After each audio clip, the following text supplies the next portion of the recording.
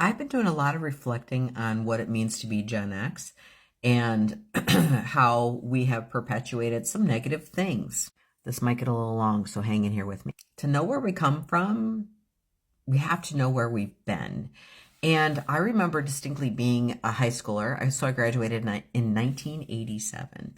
And during that time, it was pivotal for women like us because it was no longer just you're going to graduate, get married, have kids, or maybe become a teacher, a nurse, receptionist, or hairstylist. Those seem to be the big ones.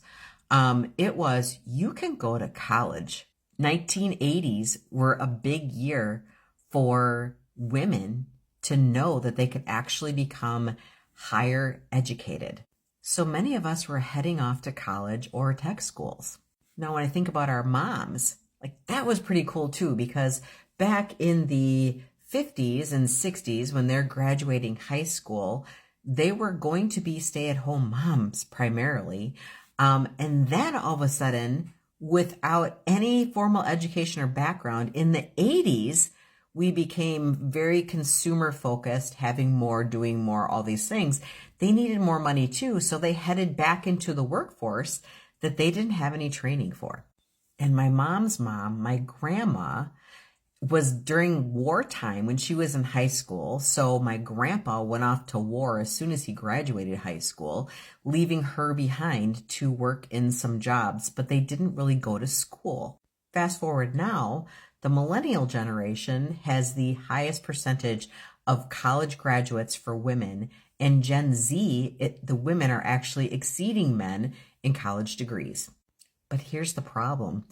I think Gen X created mom guilt. See, we were told we could bring home the bacon and fry it up in a pan and never let our man forget he's a man, or however that goes. But we forgot that this all came at a huge price. The price was that we started to believe that our careers were more important until we had children. And then we had this massive conflict between wanting to raise our children and also wanting to have a career. And if we didn't do all those things, in the eyes of society or even in our parents, we were never enough. So some of us actually decided to have the college degrees and then stay home.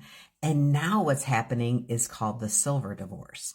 Some of the highest divorce rates now are Gen X women and men who've been in 25 plus years of marriage. And now, again, women are entering the workforce with outdated skills.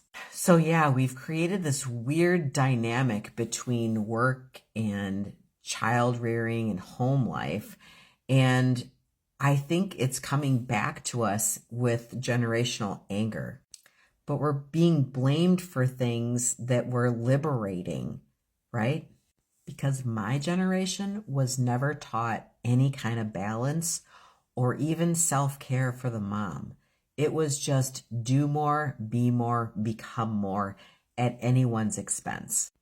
Though I love being Gen X, and I think we've done some wonderful, amazing things, and we've also created kids that are doing quite well and hopefully bringing more balance to their world.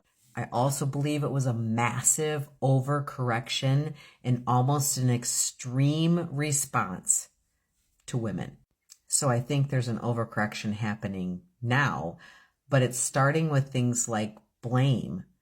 But how can you blame someone or a generation for not knowing or for wanting to be more or different from the generations before or valuing women differently?